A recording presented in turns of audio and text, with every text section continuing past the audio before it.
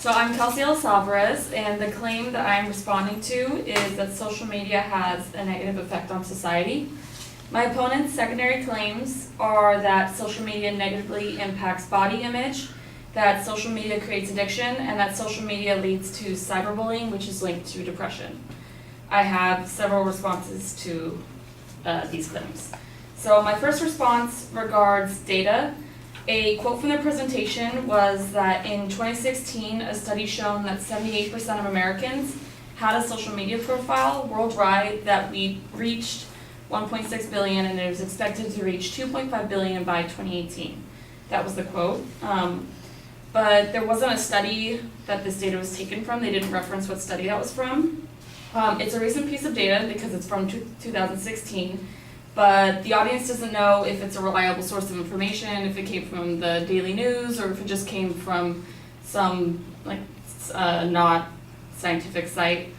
The evidence is incomplete, as we, the audience, have no way of knowing how it was gathered, because it could have been only a certain age range was tested, or only some users, but not all social media platforms. In the argument presented, there is not a clear understanding of how negative body image connects to social media having a negative impact on society. My next response involves a presupposition that social media is the cause of negative body image. A quote from their speech was that Philip A. Roxy, who is a reporter for BBC News, wrote that an inquiry by all-party parliamentary group on body image had evidence that girls as young as 5 were experiencing worries about their size and appearance. How is the reporter certain that social media is the cause of this for girls as young as 5 to have issues with their body image? An article that I found written by Francie Depp, who is a science journalist, comments on the new look of Barbie, because Barbie changed their look to be more realistic, saying before Barbie changed their doll design, Mattel, who is the toy company, had been blamed because playing with Barbies harms children's self-esteem, since these children might aspire to look like the doll, but her figure is naturally unattainable. This article references a United Kingdom study that younger girls who were given Barbie books versus Emmy books, which is a more realistic doll, felt unhappier about their bodies. And Barbie isn't social media, yet the Barbie dolls have been shown to have the same effect on the kids that the arguer attributes to social media. After that claim, the arguer states that there are many teenagers who are experiencing negative body image. What amount of teens? Is it only female or female identifying teens who worry about their size and appearance? My opponent quotes that 60% of adults felt ashamed by the way they look. Beauty standards haven't always been the same, but standards as a concept have been prevalent throughout time. Beauty standards have fluctuated over time from thinner to bustier and thicker, referenced by an article on women's body image and BMI, which is body mass index. It's like where you take your height and your weight and you divide it, and that's supposed to be your healthy weight. The arguer fails to address the many other aspects in American culture that define what beauty is.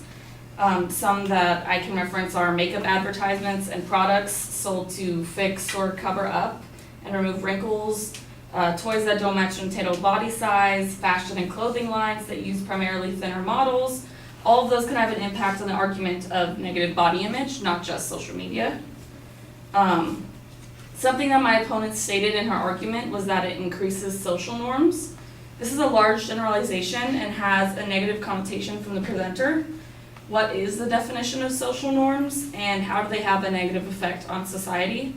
Something being a norm implies that it's a standard and it's widely accepted, so why is that a bad thing? Some social norms are behavioral, so people don't act out or be violent or treat others unfairly, such as interrupting someone when they're talking.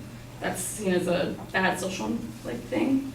The arguer needs to tell us what the problem with the social norm is and say that it exists because of social media.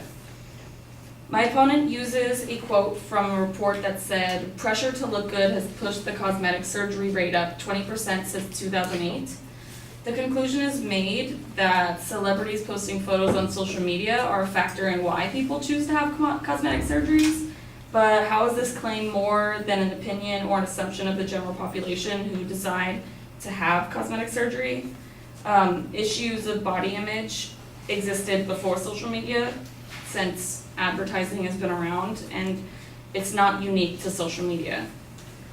And I have another response to my opponent's secondary claim that social media creates addiction. My opponent suggests that updating and using social media causes social problems and that it takes away from everyday life. But what evidence was provided that shows using social media keeps us from enhancing our living? They didn't provide an example, and we as the audience don't know why they think this. Some examples that I can give of social media improving society are YouTube and Pinterest, because they're social media that help you learn things and they teach. The benefits outweigh the proposed negatives. You can go there to learn how to do something, you can go there for news. And what is the baseline for being addicted to social media? Like the argument mentioned, most of us have social media accounts, but how does this harm our lifestyle? Being able to see what our connections are doing is one of the ways families separated stay in touch, just as an example.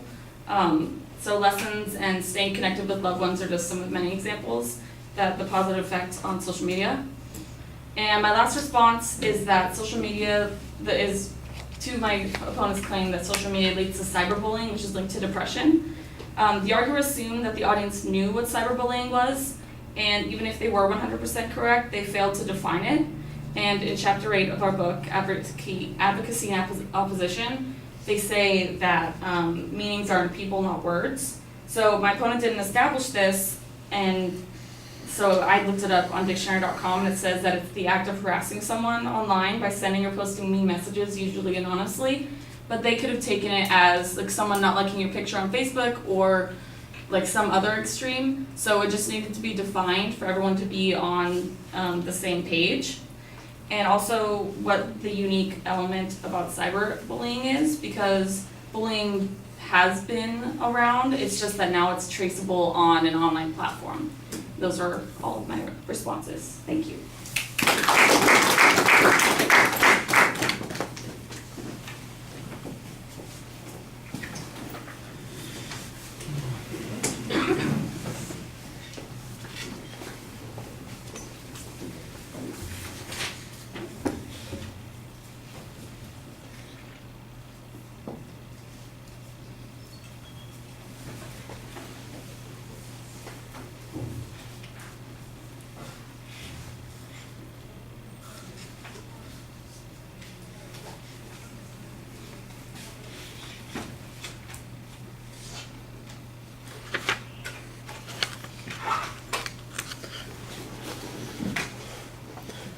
All right, the previous structure is fine. The first point, you have a lot of information on the first point. That takes up a huge chunk of time.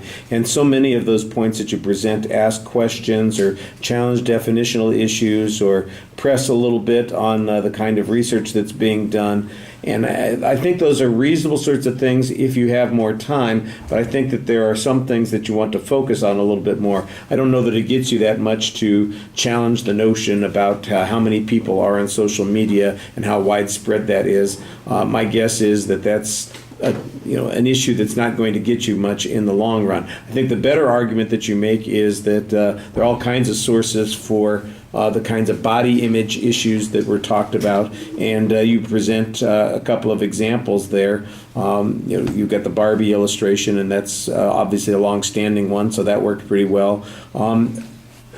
It was interesting that you had the one statistic that you presented that said 60% felt unhappy with their bodies, that sort of thing. And one of the things that was missing here, I was kind of surprised. Well, what percentage of the population ought to feel unhappy about their body? Aren't we getting information all the time that says that we're overweight and that we are obese and holy criminy, we got a bunch of fat ass kids because they're eating too much McDonald's and that kind of thing? Shouldn't we be worried about our body image? Shouldn't we be thinking about some of those kinds of things? And then I think that argument that you make at the end about cyberbullying and said, what is it that we are actually talking about? Well, I think the same kind of question applies here. Are the kids worried about that they're not pretty enough, or are they worried that they're too fat? If they're worried that they're too fat, there might be a reason for that. If they're worried that they're not pretty enough, then the question becomes, where does that come from? And I thought that, like I said, you had an answer on that to some degree. The social norms argument, I thought that that's an interesting point philosophically. I don't remember what the advocate's point here was. Your contrasting position seems to be that we need to be influenced by other people. What's wrong with that? That's the kind of thing that creates a society. I think that's an interesting perspective that seems reasonable. Maybe the advocate's argument was a little bit ambiguous. Maybe you should probably mention that. On the addiction issue, we're back to the same sort of thing, that we've got people using social media. I mean, at the end, you're kind of conceding the notion that, look, lots of people are on YouTube, lots of people are on Pinterest, and people get all kinds of information all over the place. So why you spent the time arguing up above about whether or not that information is accurate doesn't make much sense when you're down below saying, plus we got all this access to this information. Well, I think you're better off just taking the clue and said, let's talk about what the good things with this information are. That makes a little bit more sense. And then the cyberbullying thing, we're back to a definitional question, and it was okay. There are a lot of hypotheticals there. I don't remember that the advocates' arguments were much clearer, so we're dealing with some ambiguity on both sides. All right, thank you.